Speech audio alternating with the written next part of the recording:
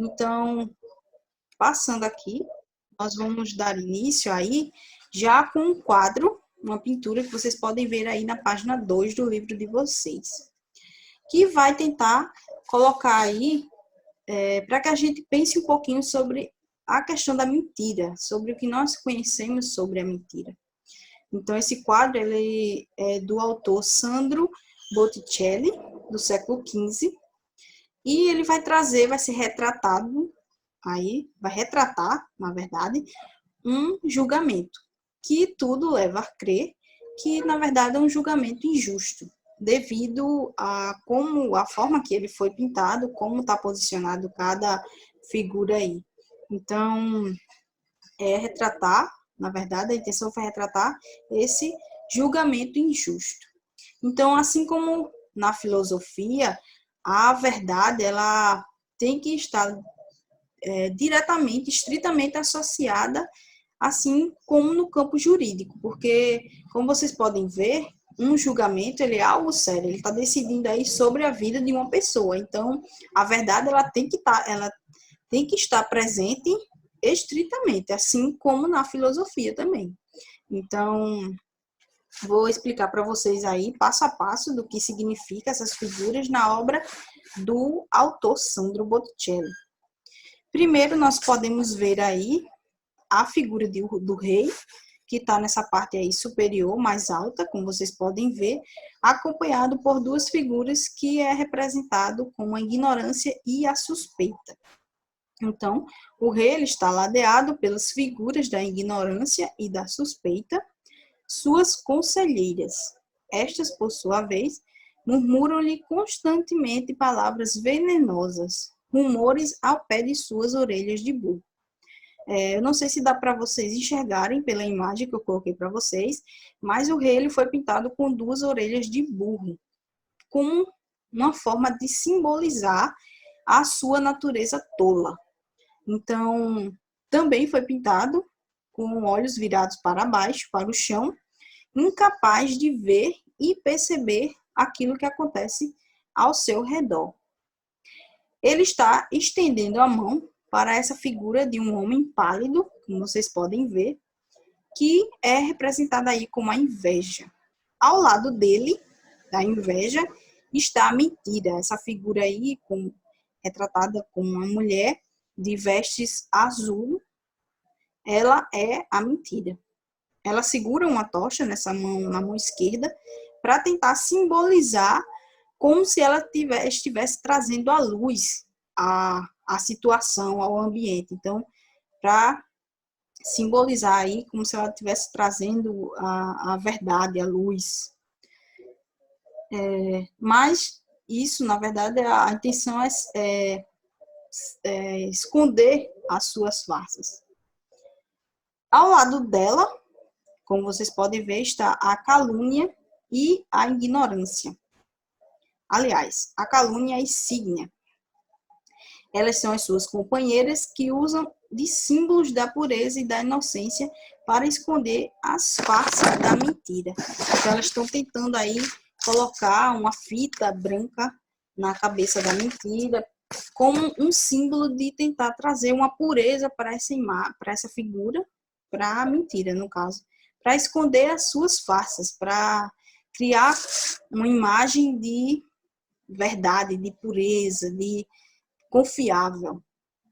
O réu, que a mentira aí está puxando pela mão direita dela, nos cabelos, ele é representado por um homem aparentemente inocente, né?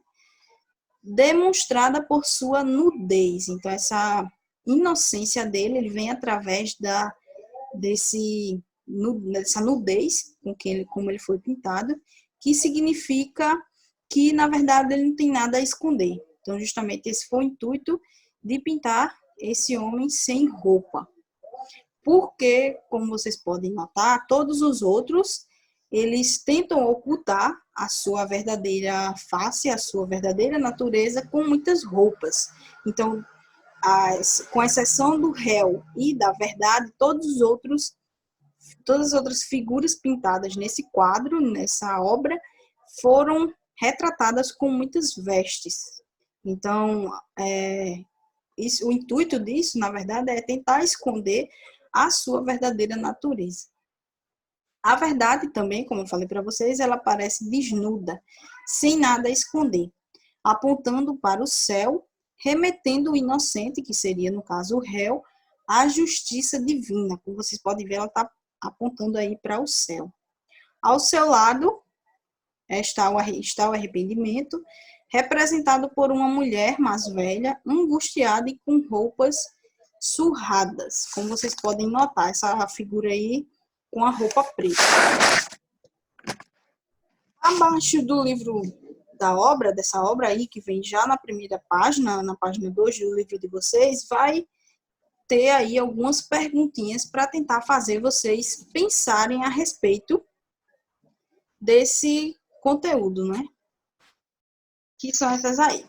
A primeira é: a verdade, ela está oculta ou exposta para as pessoas? Então, a intenção dessa pergunta aí é fazer com que a gente pense se essa verdade ela é realmente exposta para nós, como a gente pode ter certeza daquilo que vivemos e daquilo que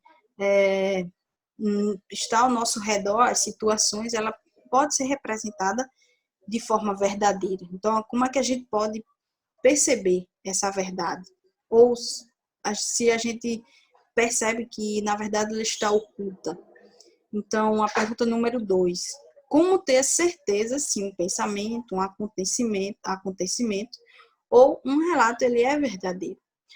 Hoje em dia, a gente pode notar aí que, principalmente nas redes sociais, aliás, nas redes sociais, a todo momento as pessoas elas estão compartilhando notícias falsas, que são colocadas como as fake news. Então, como é que a gente pode separar como verdadeiro e como falso aquilo que chega até nós? A gente precisa ter cuidado em relação a isso, porque muitas vezes a gente recebe essas notícias, esses acontecimentos, ou um pensamento de pessoas próximas a nós. Então, como a gente tende a nos colocar em uma situação para que a gente acredite, na verdade, né? Não a pessoa que enviou, mas a situação em geral, porque nos faz acreditar naquilo que chega. Então, a gente precisa ter cuidado em relação a isso. Outra pergunta 3. A verdade, ela pode ser revelada? 4. O que não é verdade é mentira? Então, é um oposto, é um ou é outro? Como é que a gente pode medir isso aí? E a última pergunta 5.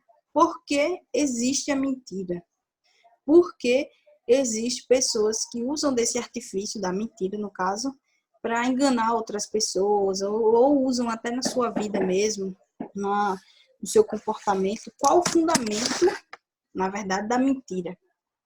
Então, essas são algumas perguntas que já vai iniciar a nossa unidade para fazer vocês pensarem um pouco, raciocinarem um pouquinho sobre a mentira, sobre essa questão, a verdade e a mentira.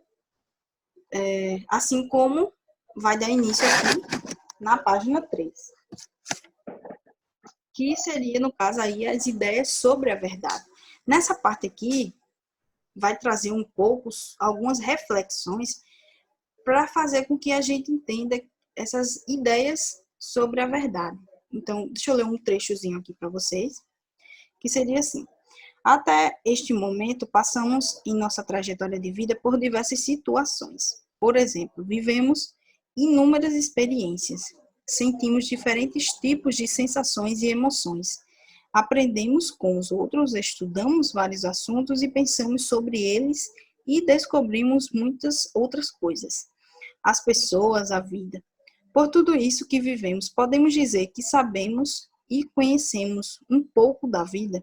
Então, a partir dessa vivência, dessa convivência que nós temos na escola, na família, na sociedade, a gente pode dizer que a gente conhece um pouco sobre as coisas. Então, a partir dessas experiências que nós temos, a gente pode dizer que essas crenças, elas podem ser consideradas completamente verdadeiras. Então, se nossas experiências elas são a base de algumas de nossas crenças, podemos dizer, então, que nossas crenças são completamente verdadeiras?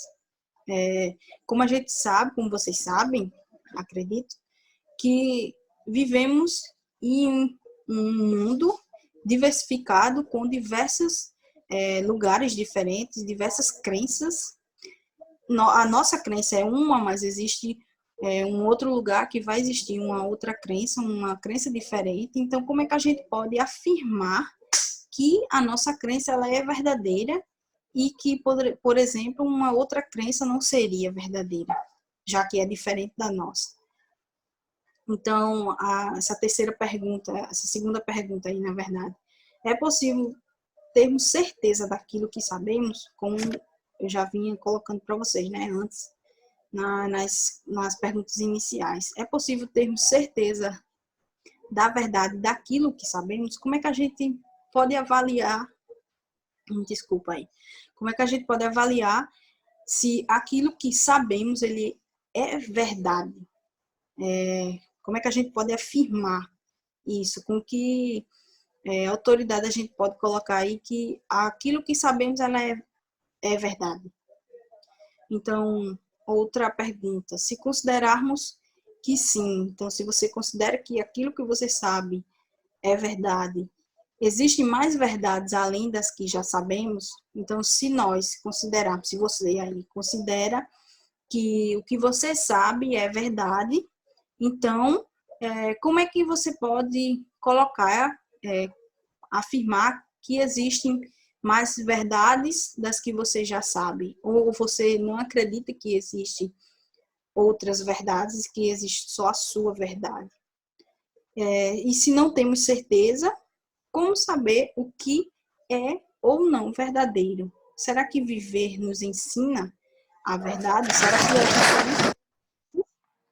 que vamos construindo ao longo da vida com os nossos pais, na escola, em convivência com amigos, em sociedade, no trabalho, enfim? Será que todas essas experiências elas nos ajudam a formar uma verdade, a conhecer de fato a verdade? Então, esses são alguns questionamentos que já vai trazer, que esse capítulo já traz logo no início para fazer com que a gente pense um pouco sobre isso. Aí, continuando na página 3, vocês podem ver, que existe aí uma perguntinha para vocês responderem, que seria assim: o que você sabe sobre a verdade? Já ouviu frases sobre ela? Ou pensou quais são as suas características? Então, essas perguntas aí para vocês, essa pergunta, na verdade, para vocês responderem e também para vocês pensarem aquilo que vocês sabem sobre a verdade.